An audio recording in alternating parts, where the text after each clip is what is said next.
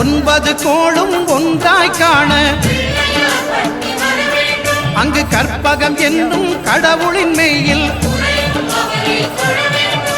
சூரியன் முதலாய் 9 கிரகமும் பலவித குணங்களை கொண்டிருக்கும் எங்கள் கற்பக தருவில் அவை வரும்போது ஒன்றாய் சேர்ந்து பலனளிக்கும்.